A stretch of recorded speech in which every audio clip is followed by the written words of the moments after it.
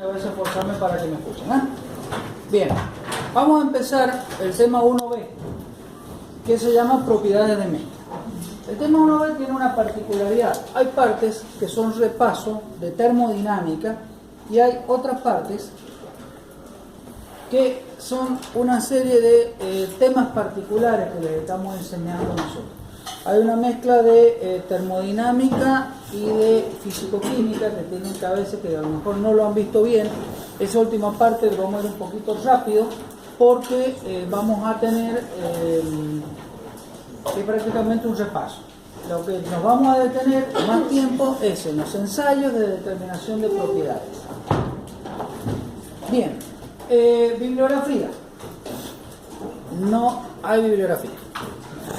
Apunte.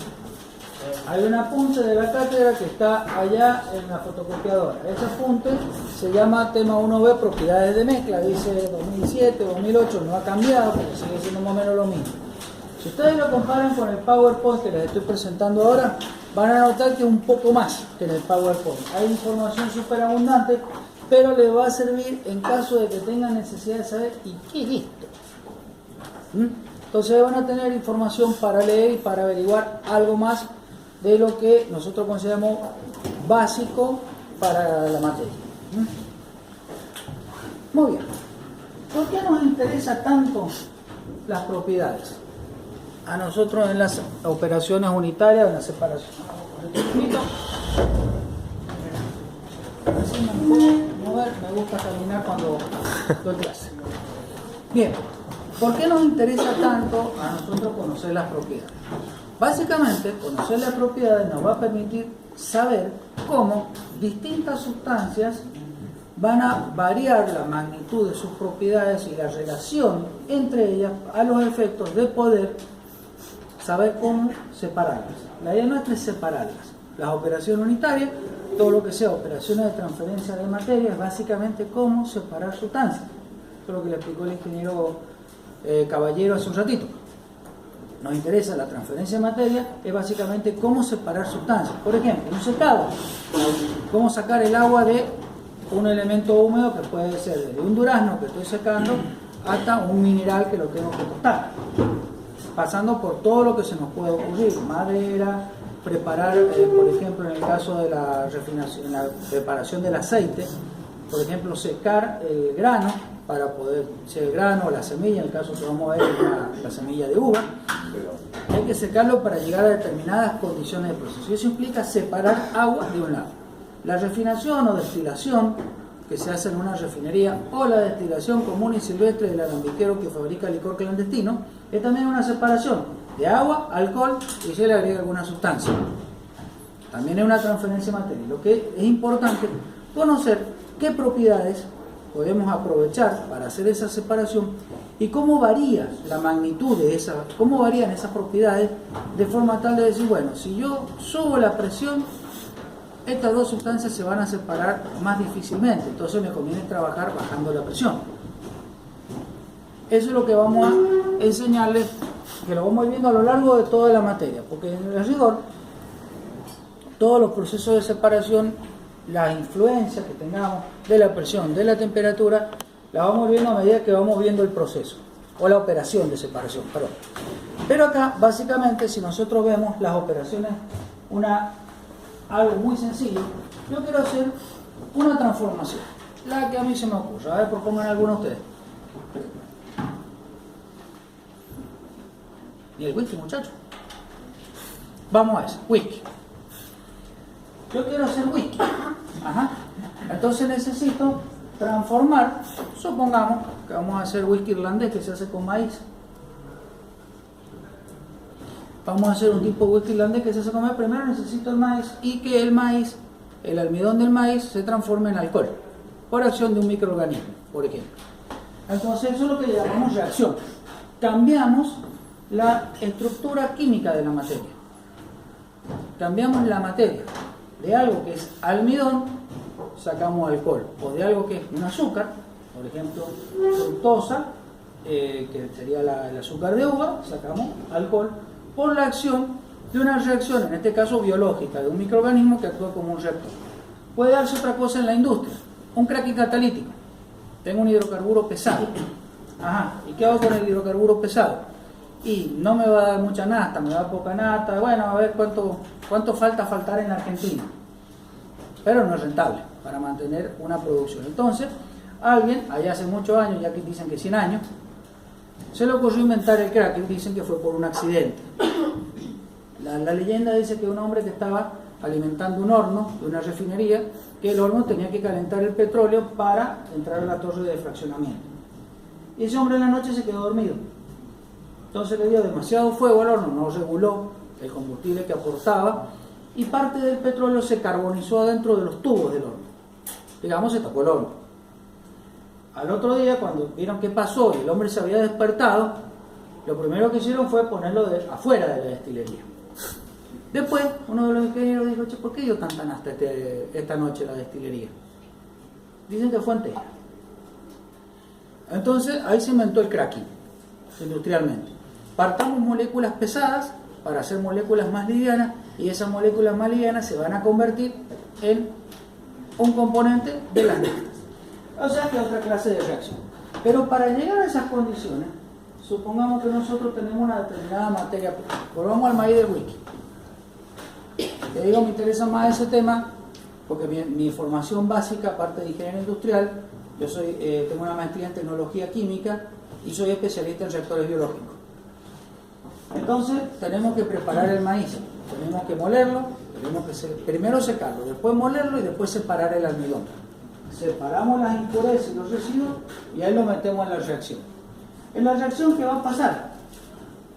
Y en una reacción que voy a tener que separar agua, el líquido, por ejemplo, donde se produce la reacción. Voy a separar algunos componentes gaseosos también, que los voy a tener que separar.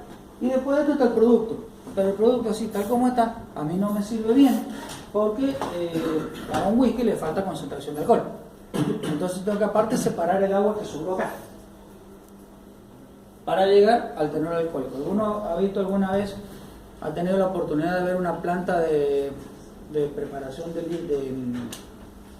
alguna bebida alcohólica? Pisco, coñac, algo así. No tengo esa oportunidad. A veces encuentro la foto que yo tuve, una vez que fui a Chile, tuve la oportunidad de entrar a Capel, ahí en el Valle de Elqui, el Pisco, y están todos los sistemas de fotografía y toda la planta. Bueno, entonces acá tenemos que separar mi producto que a mí me interesa y después reciclarlo juntamente. Y eso que representa todas esas operaciones, dependiendo de la operación que yo esté haciendo, del 50 al 90% del costo de la planta y del 40 al 70% de los gastos de operación. Como ven ustedes, el costo de la planta es grandísimo, más de la mitad de la planta se nos está yendo en operaciones de separación y alrededor de la mitad de los costos de operación son operaciones de separación. Por eso es tan importante saber las propiedades de las sustancias que yo tengo metidas en proceso, a los efectos de decir cómo me van a variar para que el costo de la planta sea mínimo y también los gastos de operación de esa planta sean mínimos, disminuyendo el costo de las operaciones, el costo implicado en las operaciones de separación. Muy bien, entonces, ¿qué propiedades nos interesan? Para una separación, nosotros tenemos que definir una relación de equilibrio entre un compuesto que está en fase gaseosa, por ejemplo, y un compuesto que está en la fase líquida. Esa relación se denomina constante de equilibrio y es la relación que ahí hemos puesto I sobre X, donde ahí representa la cantidad de moles que tengo de la sustancia que a mí me interesa en fase vapor y X la cantidad de moles que tengo en fase líquida. Yo dije fase vapor o gaseosa y fase líquida, pero pueden ser dos fases líquidas, el concepto se aplica exactamente igual. Es decir, yo tengo acá, esta es la concentración en una fase, que es la fase que yo digo, esta es la que me interesa seguir procesando, y X es la fase original de donde yo estoy extrayendo mi compuesto en cuestión. Esto es válido tanto para gases y líquidos como para líquidos. Entonces yo quiero saber esta constante de separación que me va a dar esta relación, cómo me va a variar en función de la presión, la temperatura, la composición.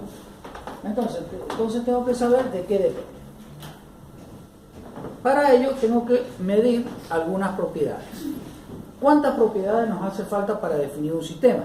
Está dada por la regla de las fases. El número de grados de libertad más el número de fases es igual al número de componentes más 2. Si yo tengo una mezcla binaria, A y B, y un sistema que tenga dos fases, líquido y vapor, entonces reemplazando acá, me dice que con dos propiedades puedo definir, mediendo dos propiedades, puedo definir todas las demás en base a ecuaciones de estado o en base a correlaciones. Entonces, lo que vamos a ver, cuáles de estas propiedades nos conviene medir. Primer problema de las propiedades. Tenemos propiedades reales, son aquellas que podemos medir. Después tenemos las propiedades aparentes que se determinan por cálculo o correlaciones gráficas. Por ejemplo, una propiedad real que podemos medir: longitud, temperatura, viscosidad, tensión de vapor. Y una propiedad aparente, lo que ha cursado mecánica de fluido el lunes, viscosidad cinemática, que es la relación entre la viscosidad absoluta y la densidad. Yo puedo medir la viscosidad absoluta perfectamente, con un equipo totalmente definido, totalmente reproducible, bajo norma, y lo mismo con la densidad. Pero la viscosidad cinemática sale de un cálculo, por lo tanto una propiedad aparente. Lo mismo vamos a encontrar en el resto de las propiedades. Es como el sistema de medidas. ¿Se acuerdan del sistema de medidas que teníamos? Un grupo de unidades básicas, magnitudes fundamentales, y todas las demás magnitudes que se nos ocurrieran se podían obtener por cálculo a partir de esas 6 magnitudes fundamentales. Vamos.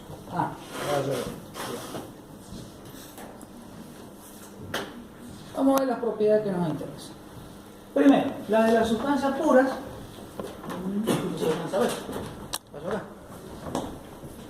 Esperen un minuto, que estuve trabajando sobre el PowerPoint esta mañana para hacerlo más bonito, para que ustedes lo vieran mejor, y ahora sí.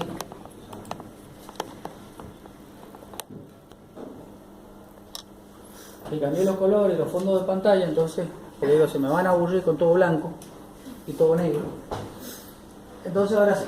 Bien, las sustancias puras, nosotros podemos medir temperatura de ebullición, densidad, peso molecular, hasta cierto punto lo podemos medir, la viscosidad, la temperatura crítica, presión crítica, volumen crítico, calor específico a presión constante, conductividad térmica, etc. Conductividad eléctrica, un montón. Tiene una condición muy particular. En una sustancia pura, todas estas propiedades yo las puedo medir. Puedo decir que son todas reales. Falta simplemente con definir dos, podemos calcular el resto. Muy bien. Supongamos ahora que yo tengo una mezcla. Las mezclas pueden ser de dos tipos. Una solución o mezcla que puede ser de dos tipos. Una de composición conocida y otra de composición desconocida. Las mezclas de composición conocida son las más sencillas.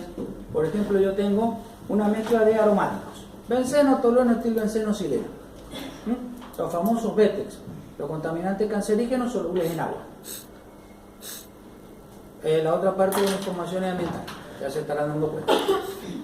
Entonces, ¿qué pasa? Yo sé, por ejemplo, 30%, hay que decir que el gráfico es práctico.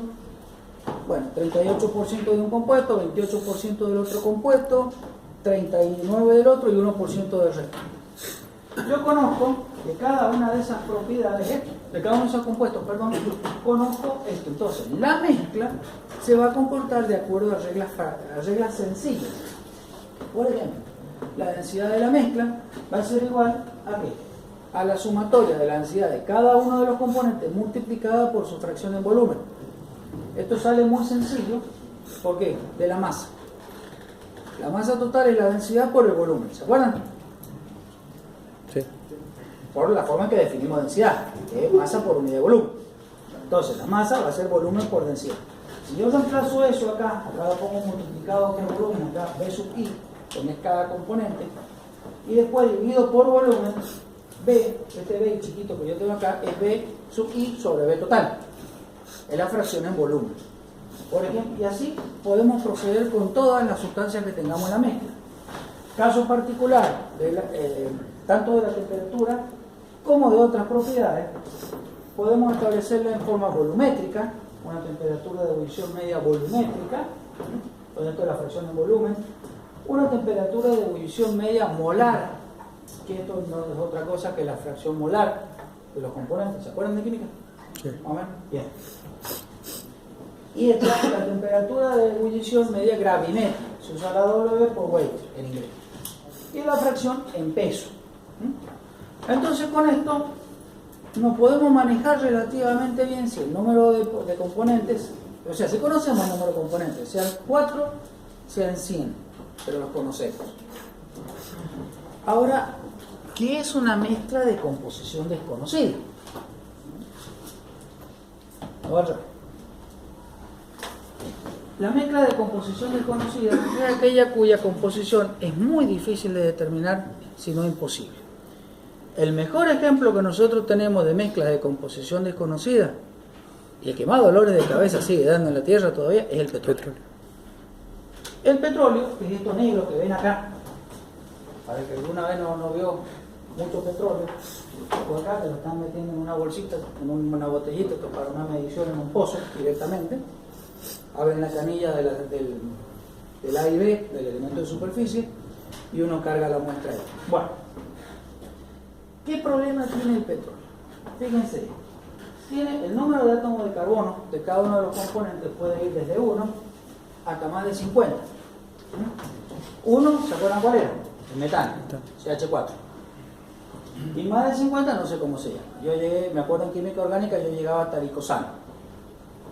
Muy bien. Y las temperaturas de ebullición van de 160 grados centígrados bajo cero, o sea, la temperatura del punto de cuando el metano a presión atmosférica se nos hace líquido. ¿Se acuerdan cuál es el metano? Sí. No químicamente, sino domésticamente. El gas natural.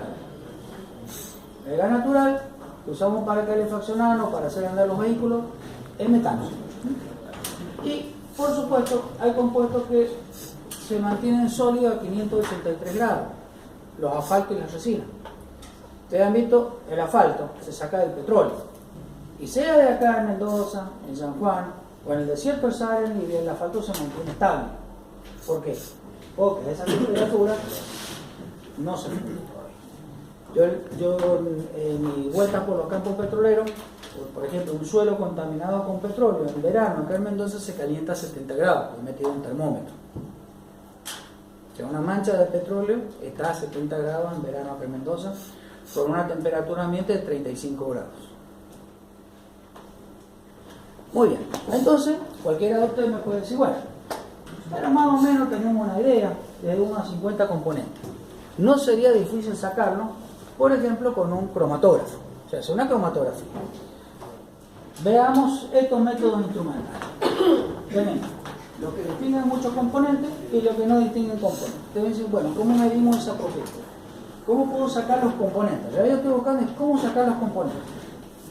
Acá tengo dos ejemplos de cromatografías, en realidad de suelo contaminado con petróleo. Es petróleo que está en el suelo. Pero ejemplifican lo que les quiero explicar. Acá están puestos, bueno, esto es 18 barras, ya vamos a ver. C13, C15, C16. Fíjense, cada punto de esto me representa un compuesto de un hidrocarburo que tiene 15 átomos de carbono. 13, 17, bueno, el intermedio es el de 14, este es el 16 y así sucesivamente.